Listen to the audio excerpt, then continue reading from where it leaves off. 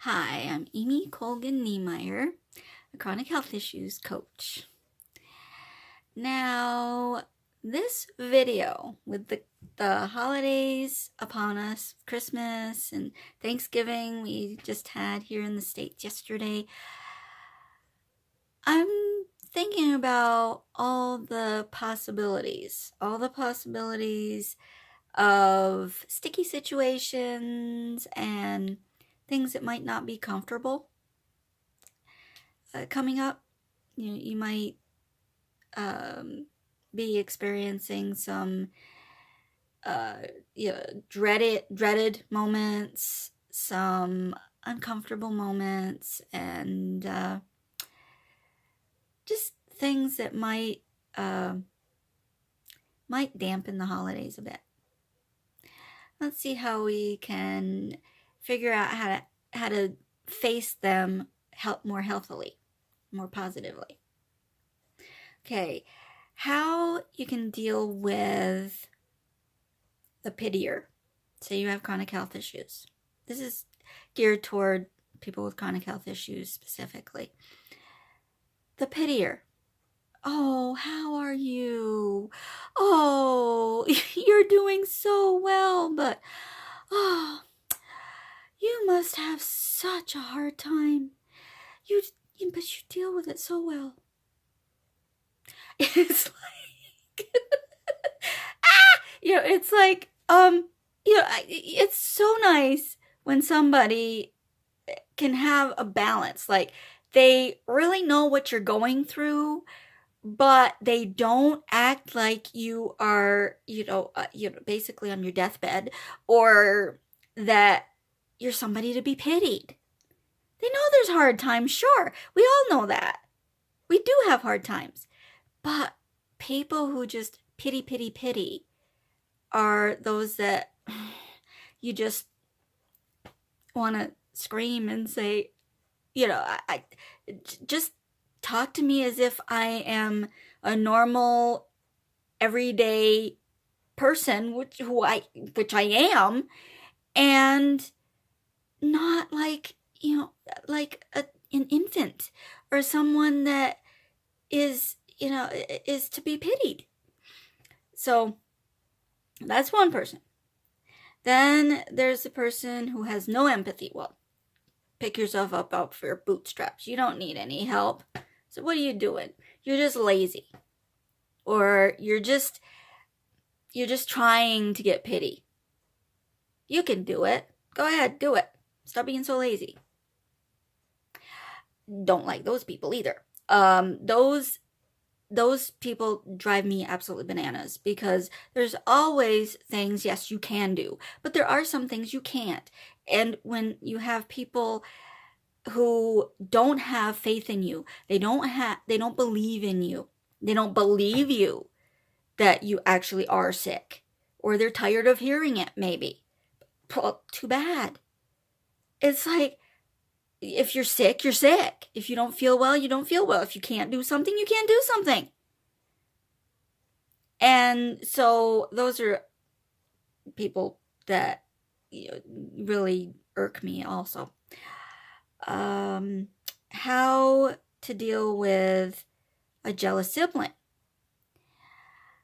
This can be an issue too, if the sibling doesn't think that they're getting enough attention, that you get too much because you have chronic health issues.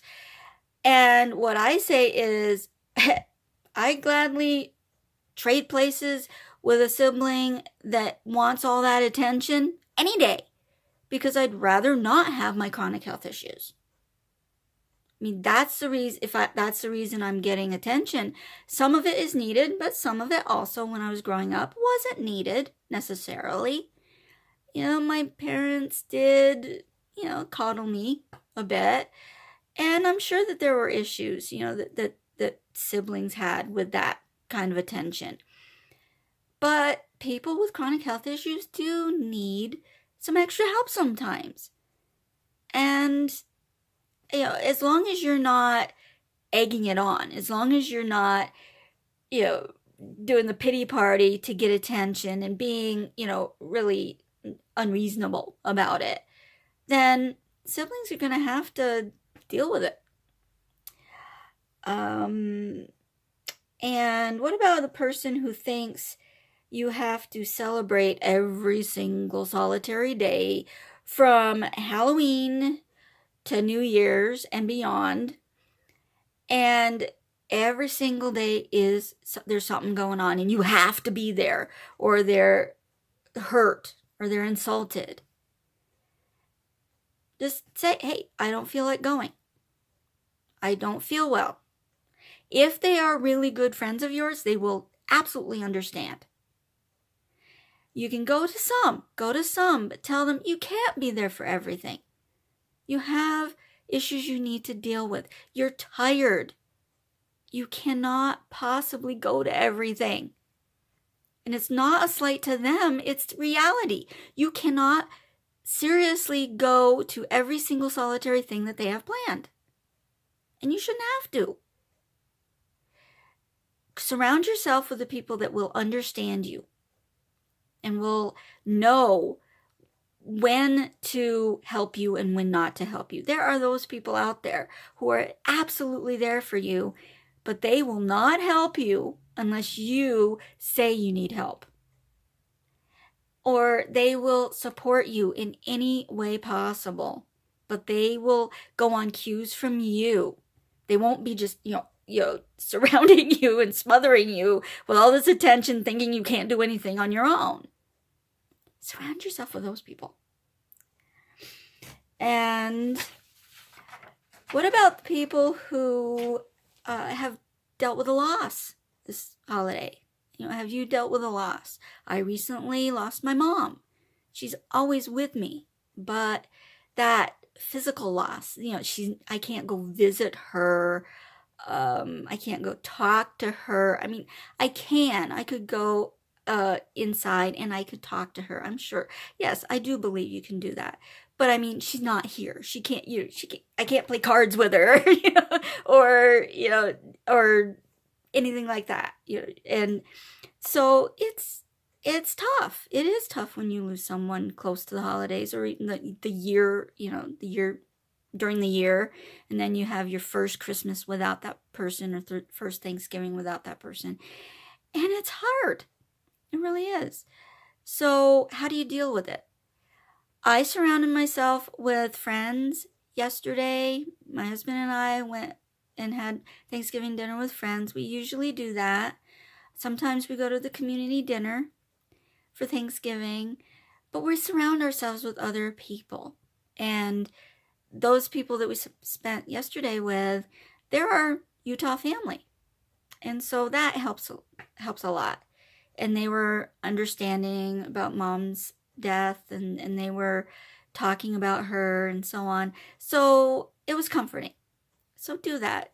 Surround yourself with comforting people, and people that will just listen to you. You don't have to necessarily get advice or have them solve anything, but have those people that'll listen to you. And about weight loss during the holidays. I have a weight issue that I have been struggling with forever, and it's in the back of my mind, and I am mindful of it, and I do try to eat healthy overall, but during the holidays, people are going to give you snacks. If you want the snacks, take them. If you don't want to eat the snacks, don't. I mean, I give them to my husband if I'm not going to eat them. So you just have to have a little bit of discipline, but you also have to remember the holidays are a time for people to get together and share recipes and food and all sorts of stuff and celebrate. And that person who, I mean, if you're a person that will just always be, oh, I can't eat that because it's got too much sugar. It's Christmas. I mean, it's sugar. I mean, sugar is surrounded. I mean, it's not what Christmas is about, but there's a lot of sugar around Christmas. So it's just, I mean, if somebody gives you something from the bottom of their heart, they are giving you this gift that is so special to them, and they really, really give it to you with open arms and open hearts and meaning well, and you are trying to lose weight, take it. Give it to your neighbor if you want to. Give it to your husband. Give it to somebody else. But take it and be appreciative of it. Don't complain that it's got sugar. Be up and try to have fun during the holidays, even if you are trying to lose weight and you feel crappy because you are heavy. Christmas, the holidays, yes, you can still try to eat healthy, but don't have an anxiety attack over every morsel that you put in your mouth that's not healthy for you. Have fun, let loose, and then in January, or after the holidays, after Christmas, then you can get back on track and really get back on track all through the year. I mean, I tell myself, oh, wow, the Christmas season, and I'm going to be eating all sorts of crap and all sorts of stuff that I absolutely love. I can't get away from it. I'm like, well, where was that attitude January through November, through October? Where was it? Have that attitude through January on through October, and say, yeah, I can't eat that because I'm trying to lose weight. I don't want to eat so much. Try exercising and eating right all year long, and then at Christmas, if somebody gives you a piece of pumpkin pie, or they give you a big dinner, then you're not going to be freaking out over it. You've eaten healthy all year long, and you can still eat healthy during the holidays.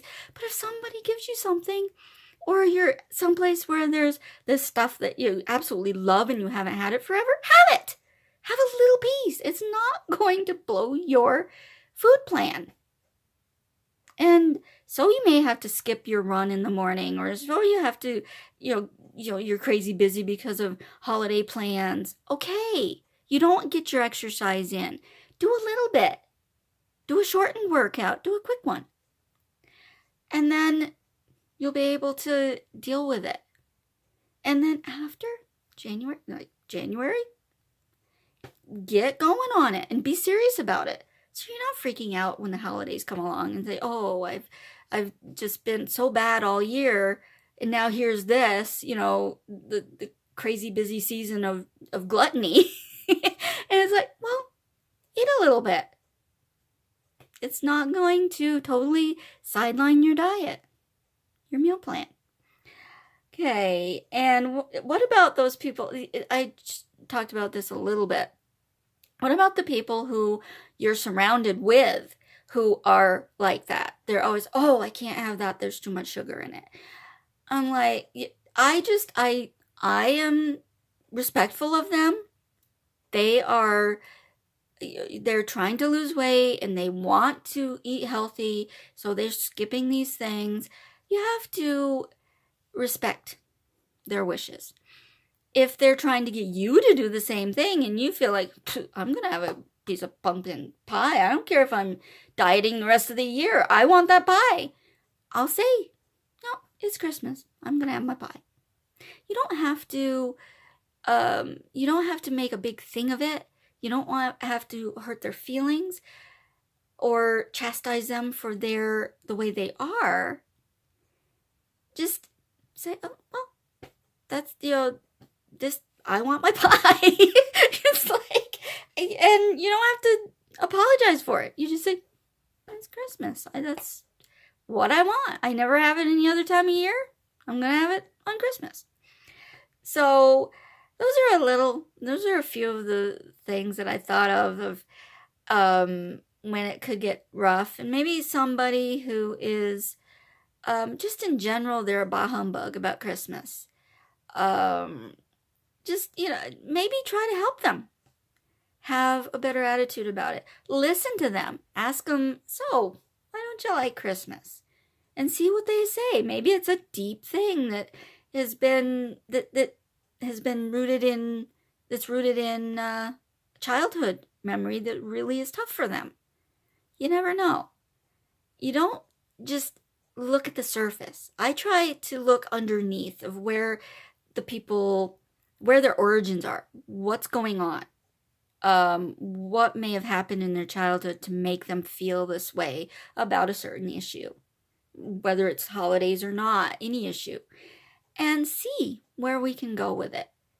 And that's what I help my clients do too, is get underneath the gunk, get underneath the real surface stuff, and figure out where you can go from there and have a healthier attitude and a happier life.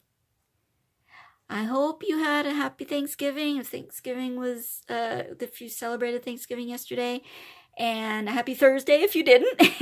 And I hope that you have a great Christmas season, whatever you decide to do, however you decide to celebrate, if you decide to celebrate or not. You take care, and I'll see you next week.